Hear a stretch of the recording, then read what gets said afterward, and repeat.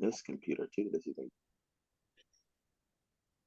happy Sunday, everybody. You have KO, Kojo, Aaron, and Tracy, and Malcolm in the middle here talking to you from Real Talk. And today we're going to be talking about some pretty interesting stuff, such as wills and what would you say to Justin Trudeau? So, kicking it off, we're going to talk about wills. How important are wills? I mean, I just had a relative die, and also my friend's father pass away. Like these two things were sudden, but some of it was expected. So, for example, in my uncle's expectation, it was expected because he was fighting cancer for a very long time. But did he have a plan? No, he did not. Did my friend's dad have a plan? No, they didn't. He did not. And what kind of stresses does that cause? Like, what do you guys think about wills? Does everybody have a will? Does everybody need a will? And why do we need these Well, again, in my opinion, I think wills are imperative if you have, especially loved ones. If you don't, no, I don't, it doesn't really matter. But I think it still kind of matters to a degree because you want your legacy to go towards maybe a good cause versus the government deciding for you. And this is the thing a lot of people don't realize, because we all live not expecting to die, but we will all die one day. And it is kind of actually selfish not to make a will because it leaves a lot of stresses on your living loved ones. And it's uncanny how many people fight and bicker and tear at each other over things once there is no will. And so it is imperative to have a will. And a lot of people don't realize it's actually even easier to make things joint with your loved ones while you're alive, like your bank accounts or your housing, or add them to the housing. That way the transfer is a lot easier. You could just go right into the name versus going to probate. Because once it goes to probate, the government just has added and there's next to nothing left for the loved ones, really. Right. So like say Percent. for example, you want your house to go into your kid's name, you add them, your kids, there's one, two, or three, whatever, you add them to the house. So if you pass, it automatically transfers into their name because they're already on title, right? Versus making a will, which is still not a bad idea, but then the will has to go through the state, then they got to pay taxes before they, like it's just taxes just eats it all up before they get anything at all, if anything at all. So, um, Yeah, you got to pay state taxes. If there's yeah, any property involved, you got to pay property taxes. If there's, yeah. depending on how much it is, there could be capital gains. It's capital gains is always something that goes through the will. Is that correct? Like when if you if I say gave up my home to, I don't know, like if I had a son, hypothetically, wouldn't wouldn't he get capital gains if he was, even if he signed on to the thing? I thought that's how that worked, but I could be wrong. Well, see, well, here's where though too, it's so important though too to know like laws of whatever country you're in too, because I just recently learned that it varies from country to country. Being from Ghana, Africa myself, my in uncle had Canada, passed. My uncle had passed a few years ago, and my mom's brother, my uncle, is trying to tell my niece and myself that it's customary in Ghana laws that when someone passes, it's the eldest living sibling that decides. If there's no will, that decides the funeral, decides the estate, everything, da da da. And I said I don't think so. It's the eldest living child of the person that passed away is the way it would be here, as far as I know. And so, like, say if I was to pass away, it would go to if I had no will, it would go to my son because he's my eldest son to decide, automatically. But in Ghana, no, it'd go to my eldest living brother or sister that would decide on the So estate. bizarre. Yeah, yeah. So I just, I only found that out because I was trying to help one of my cousins because my other cousin won't give her access. They're half sisters, but they should be split and sing equally because I know that's what my uncle would have wanted. He told me so himself when I went for a tour of the place when he was building, and he's got like a beautiful beach house, and he's got about three homes, like they're all massive and gorgeous. And my cousin Gina's in London, for example, full time, and she goes to Ghana part time on vacations and things like that with their kids. So there's like 3, 4 buildings, so like there's like no reason why she can't give her half-sister access when she's there for 2 weeks or a month. But she's like, no, ain't get none of it. You know what I mean? And that's because your uncle didn't have a will, right? And Or because he like didn't have a will, exactly. or directive, Exactly. and he was Even married though he to was a blessed person and passed exactly. away in young Exactly. age. And now Exactly. there's many years And even, later, family, whatever, what you call it, family yeah, feud, yeah, or whatever, yeah, a yeah. disagreement or whatever. Whatever it is. And And one of the biggest things that I do see is that without a will, he was a very peaceful human being when he lived on Earth, yeah, and wanted peace and happiness and fairness for everyone. But here his daughters are, or like the one's being an absolute dirty bitch to the other one, and then the other one that I was actually trying to help gain fair access to turned out to be a dirty bitch to me too. So I'm like, fuck, okay, I see why Gina's not. Yeah, because she all of a sudden became distrusting because of the process, because my mom would have had complete autonomy to tell him who takes what. So then she became a little evasive of that. And I'm like, no, you came to us for help. Like, it's been going on for 6 years. I'm And gonna then do the monkey wrench. I'm what's gonna that? throw a monkey wrench into your thought process, because that's what I like to do. You know, we can't all agree on the same thing and have controversy here, can we? So even when you do have a will, it doesn't eliminate all those problems. It does eliminate a lot of problems, but you know, if you have a situation where you have a will and say somebody passes away, say a parent, for example, is a good example, and you have an executor of the estate. And say, for example, the executor of the estate happens to be, say, the father's new wife, right? And there's children involved. So that can really draw things out and create a lot of complications, No, it doesn't because matter. It doesn't matter though, because the will is your will. Your will is your last testament. It doesn't matter who the executor is. The executor's job is to carry out your will, right? And so it's one thing if you have no will and then your executor is like a stepmom. Yes, that could be problematic for sure.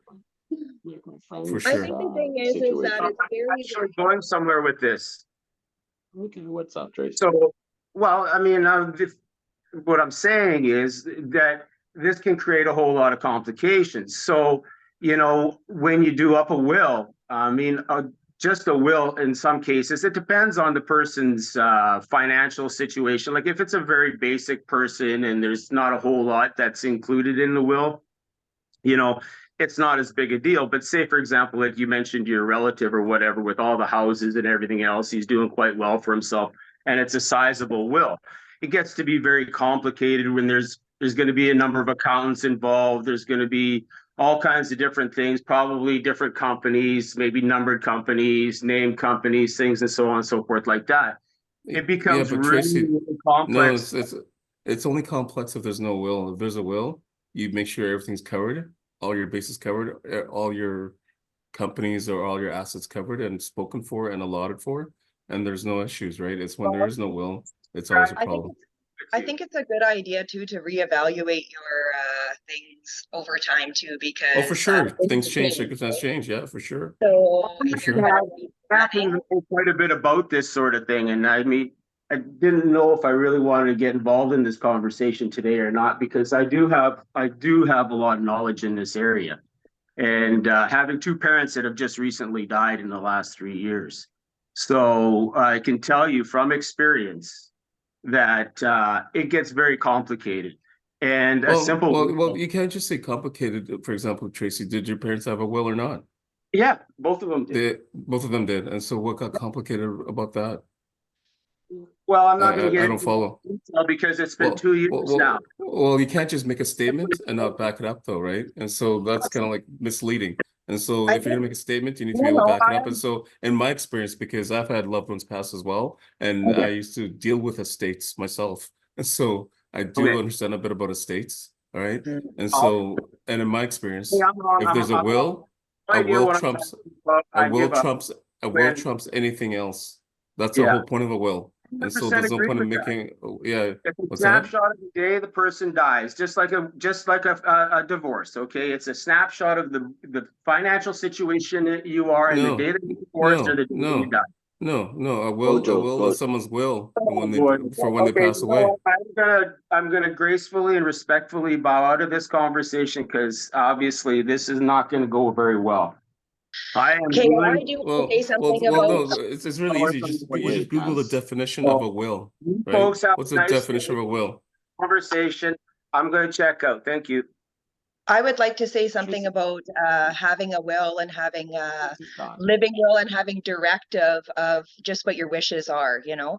And so having those open conversations with your family, your loved ones, like we don't expect to, but it will Yeah. happen. And so Yeah. I think So it's a last something To you, Aaron. a last will and testament is a legal document that communicates a person's final wishes pertaining to Mhm, their assets. It mhm. provides specific instructions about what to do with their possessions. It will indicate whether deceased leaves them to another person, a group, or wishes to donate them to charity.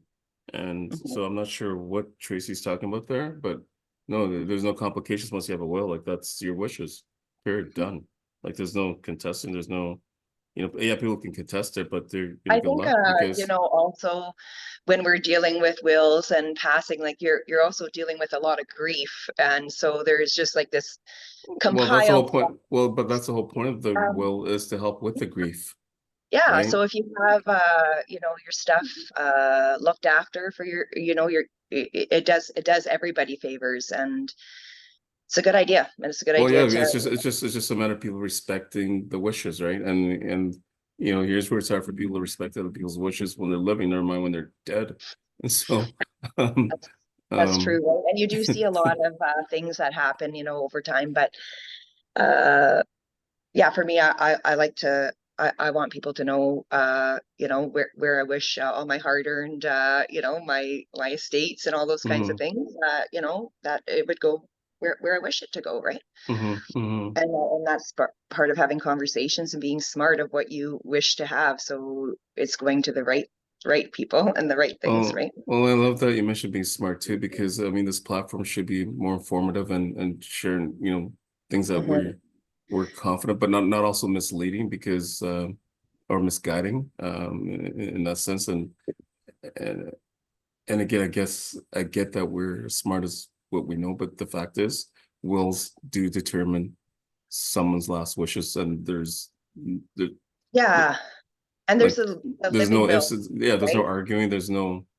Yeah, it's just a matter of whoever the executor is, which doesn't matter either if it's a dog or an in-law or an alien, they got to Yeah, carry well, your it is will. important to have these conversations with the people that you love, and it is important to re-look at things because our lives do change. You know, different people come into our lives that are. The thing is, and again, I guess it depends on that conversation, right? Because here's where some people might not want to, you know, I think it's important to let them know there is a will and that, everything's looked after. But in terms of the details of the will, I don't know if that's really, necessary to divulge or But um, like even myself, for example, I have a will and I think that I am pretty up to date with things. And then all of a sudden, last time I looked at it, I was like, wow, a lot of things have changed in my life since this was this way. And so it's important to make sure you are looking and you're knowing and you're, you know, in your awareness, right? All of a sudden I had a grandson and and that it wasn't he wasn't even structured into that. And it was just because I took a look at it. yeah. And So, I think you it's know, and I think it's important too though that the people that matter or that are in the will know that there's a document out there, right? well, And I'll tell and you one thing. and I don't want anyone fighting about anything. You know, at the end of my life. no, so not just that, because a lot of times people do pass with a will, but nobody Mhm. knows where to like. That's the thing. Find it. To find it, yeah, or to track it down, and because they don't always share it with the people that That they so should. there's no point in having, yeah, there's no point in having a will if the people that So it's it's going to definitely affect don't yeah, know. so it's definitely something that people should be talking about and getting done. And you know, if you that's really real talk, you know. It's real talk. No doubt, Yeah. no doubt. And not to pivot, but we're now talking about the will of the people. See what I did there? The will of the Mm. people? No, no pun intended. Or pun intended. So the will of the people. So Tracy did share an article with us. Let me just actually check that article really quickly because I want to get some of the facts correctly. But apparently, just recently, that there was a gentleman that is out in Ontario. He owns a brewery. And basically he was asked to host some sort of like politician. He was not told at the time that it was going to be actually Justin Trudeau.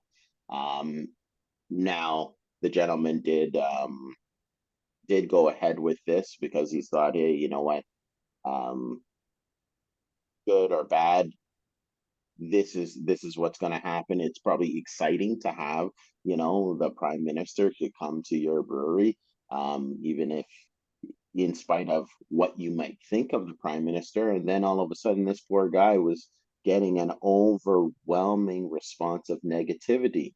And I say all of this to say, okay, Aaron, you have the floor.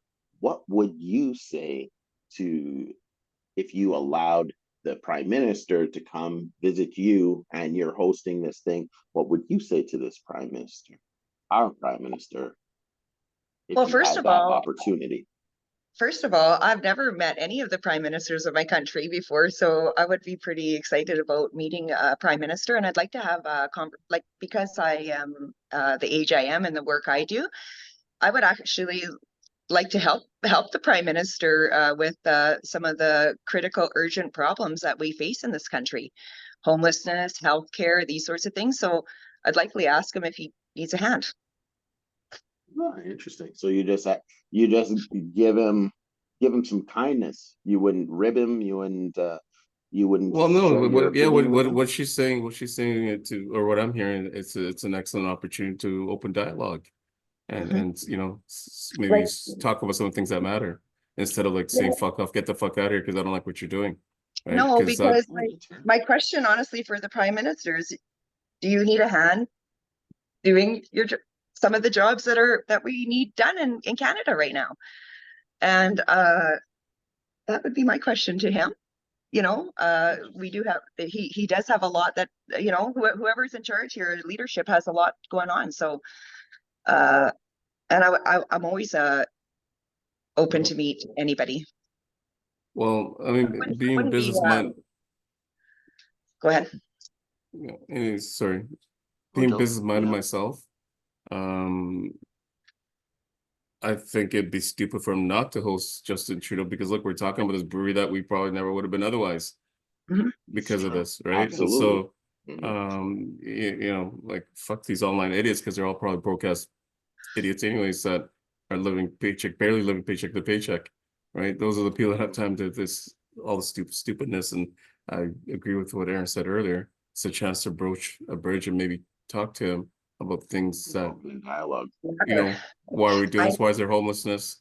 Why are we taxing people at source when we're collecting, lottery monies as well as at the pumps or retail sales, like it's a lot of tax that people are paying yet people are still starving.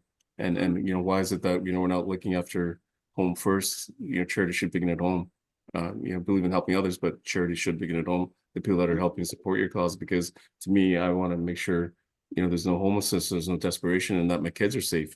And for my kids to be safe, other people need to be safe so that they're not desperate and they're not trying to, hurt or steal my kids' things or my things because they're desperate and they have no hope, right? And because of the reason no hope, for example, in Africa and Burkina Faso, since they got rid of France and giving away all their resources just from their uranium alone, or uranium, one of those things, they basically going to change the country's GDP to over 300 billion or something ridiculous like that with just one single resource. And that's from changing the price from 80, I can't remember how they put it, 80 to 200 anyways, to fair market value. And so that France, they're not just giving away to France, for example. And so I think it's knowing what your resources are, what your superpower is, and applying that resource no matter where you're at or what you're doing. But you need to kind of do something to change your situation if it matters. But also, where the plastic Canada is, I think we need to have a sincere, because to me, the enemy's taxes and being deducted as sources, most people are being deducted as sources, as source on their pay stubs, and there's no need because most people spend every dollar anyhow. So the government's going to get all that and more back in their coffers, right? And also we need to check how government's spending. Like there should be, to me, not just the House, should be almost every Canadian votes on what matters, like we're military spending. That's all. Canada spends about $300 billion a year in military spending. That's ridiculous to me. Like Mhm. ridiculous to I me. wonder how much is that is like salaries and things like that, like veteran pay. Whatever. It's ridiculous. Cut it back, Well, dude. they're You know what I like mean? his No. payroll is very expensive. You know, the flag's payroll now, the flag's you know, all our money that's going to the flag, which is our prime minister that sits in Ottawa, right? His cost to run the country here is out of control. Out of control. I is No. I mean, there's gotta spending. be. I'm sorry. I just I don't see the sense of supporting uh anticipating fights Mhm. and your people are starving and you're Mhm. feeding this war machine. I don't get it. Yeah. Yeah, I don't get it. I mean, So yeah, I it's would No, like hear me out. Even just cut it for 1 year. Or cut it by 10% even. You know what I mean? Because 10% of 300 billion is, I think, would make every Canadian more than happy Mhm. and bring them out of poverty, for example. I like what you were saying though, like, in terms of taxing taxes to, like, you know, regular Canadians, because we're going to spend the money anyway. Um, I think that would be great. I would be happy if he would even consider axing the carbon tax. I mean, the carbon tax affects us on every single level, and people don't Yeah. even realize that unless it actually shows up right on your bill, which it would show up on your natural gas bill or whatever you're using to heat your home, right? I guess except for maybe electricity that doesn't show up on, but it shows up on any sort of way you heat your home other than electricity. It's crazy. It's diabolical. And then you're at the grocery store, and it affects the grocery store because the transport of their goods, they get carbon taxed on the fuel from the transport company, right? So then now your fruits, your vegetables, your meats, your cereal, whatever is all going up. All your clothes, everything, it's going up. And it just seems like he's not affected by it. And I get where that Fury guy is coming from. There's no, as long as he's advertising and as long as he's present, just like Kojo was saying, he is negative or positive. He's gonna get good feedback. He's gonna get feedback, and that's the number one thing. But I mean, like, man, I wish some of these people would just use the opportunity to talk to the prime minister. Not that I think that he's going to do anything about it, but at least really tell him what Canadians are feeling about what's going on right now. Because I don't think that man even hears it. I He obviously does not hear it in the House of Commons when Pierre Poilievre is like telling him, "Hey, dude, just cut the tax. We'll make an agreement. Just cut the tax right now. Cut the carbon tax. Easy." I don't know. I'm not even sure what his end game is for the liberals right now. That's the thing that doesn't even make sense to me. But I mean, it is what it is. But I appreciate what you guys are saying, what you would use the platform to do if you had that opportunity. I think I don't know if I would necessarily be as kind, but yeah, I try to be constructive and hope that he would listen. If he was in my presence. Um, but I'll never get that opportunity, and I'm hoping that you know eventually we'll have a new prime minister soon, because this is just Well, ridiculous. and for whatever it is, I mean, the fact is, you know, we should respect the fact that he was voted into office in a democratic society, and so despite whatever job the person's doing or not doing. And here's where, and again, prime example, like in parts of Africa now, people aren't doing their jobs; they're being fired because the masses vote, right? Like the military is not like doing things on their own; like they're kind of getting consensus and seeing people starving. People are like,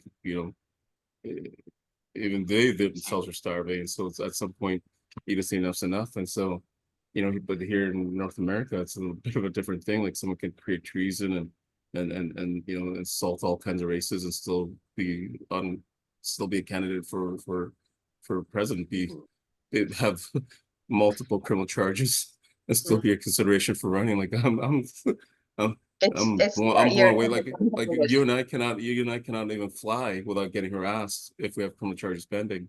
Most people can't, right? It's especially when you're like dark Can't even skinned. get a job.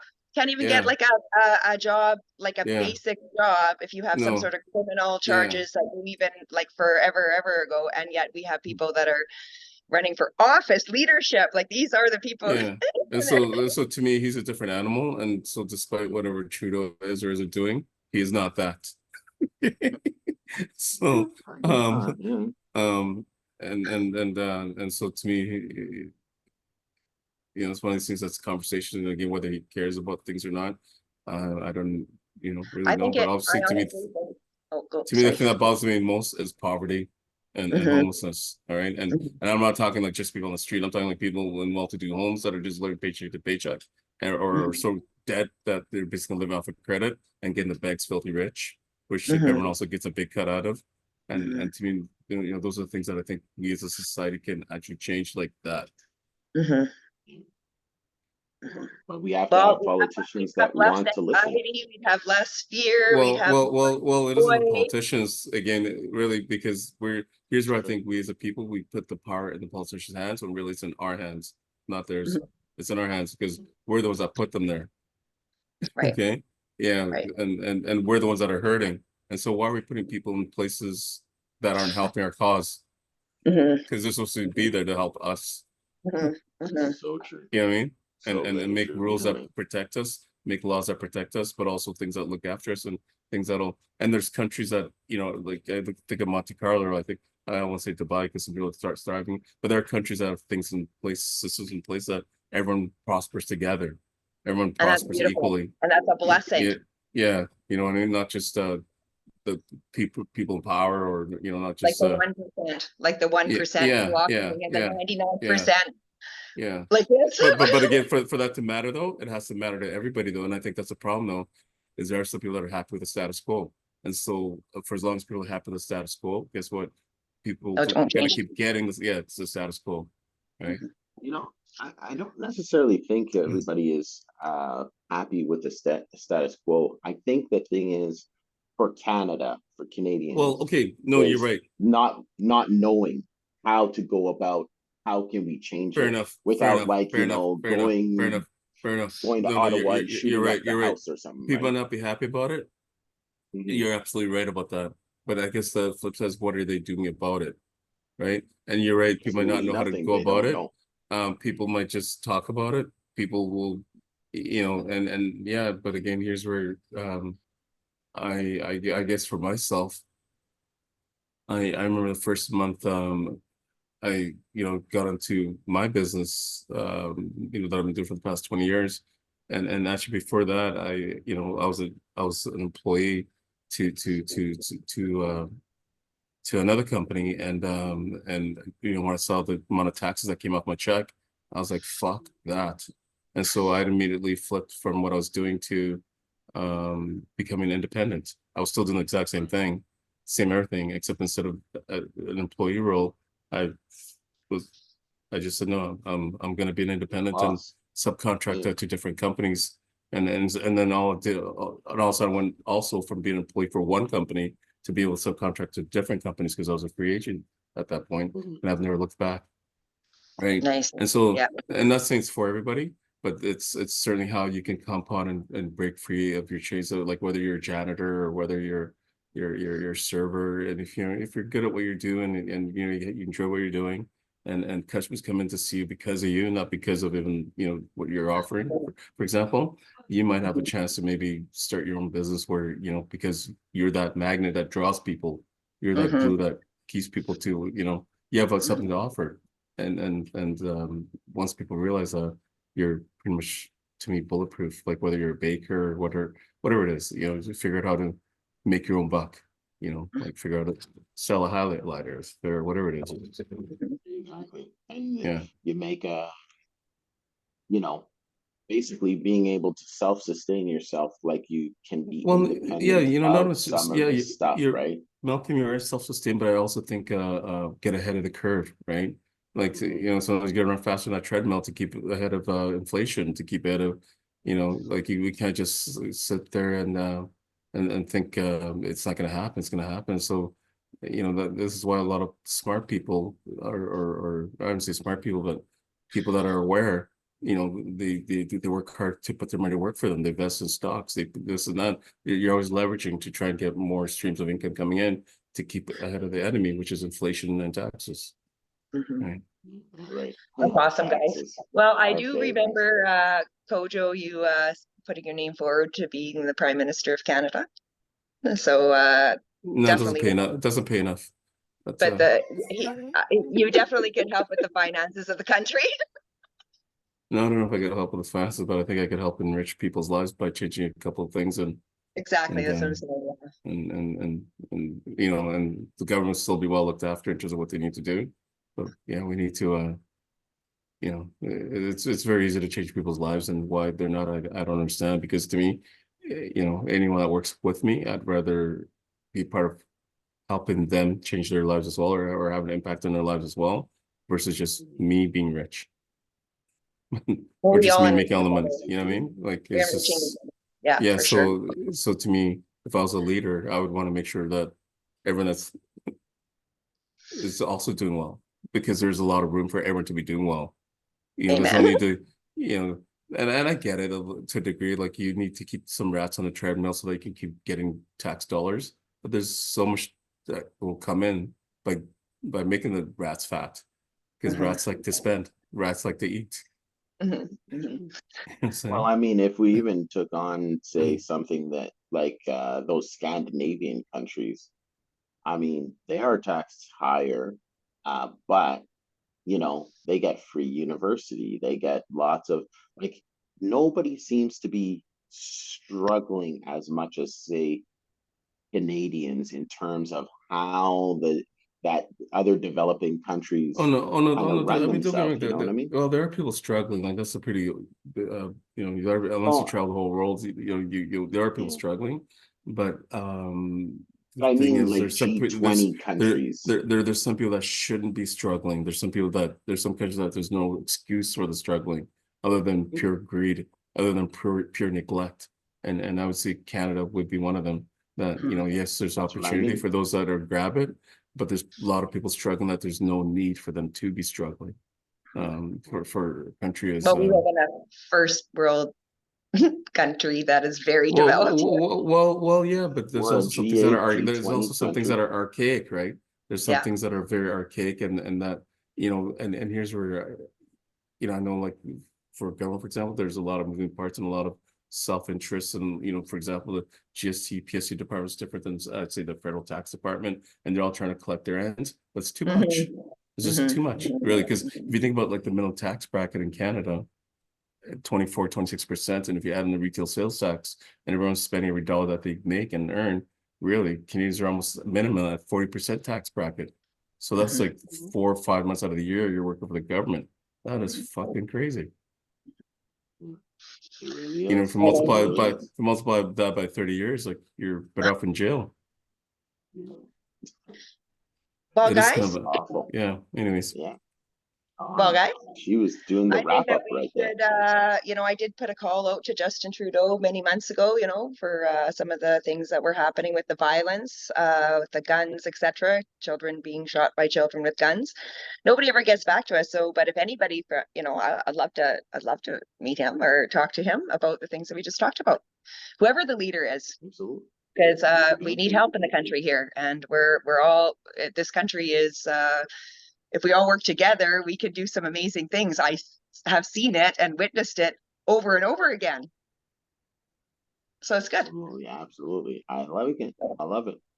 Well, thank you, you two, and Tracy, wherever you are now, for joining us on Real Talk this beautiful Sunday morning. Hopefully it's not somewhere giving someone misinformation, because that's the last thing we want to do on this thing, is giving people misinformation. But it can't happen. I think sometimes we're talking about like hot topics too. Like when we're talking about a will today, I didn't know if I had it in my heart because, me myself had someone young in my family that passed away, and of course, I didn't know any wishes of anything, you know, Well, so yeah, but I can it's really one thing find talking about of why wills, it's and important. it's one thing it triggering whatever it is, but it's another thing saying wills don't serve a purpose because that's They do. That's why we completely talked about it that's today. completely So, wrong. Yeah.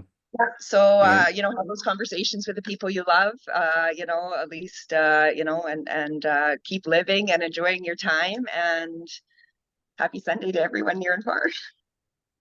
Thank you, guys. Happy Thank Sunday, you. everybody. Thank Thank you. you. And please like, subscribe, follow, and we'll see you next time. Cheers. and get your wills, get your will in place. Will you? No doubt. And then we'll All right. later See on. you. Right. Cheers.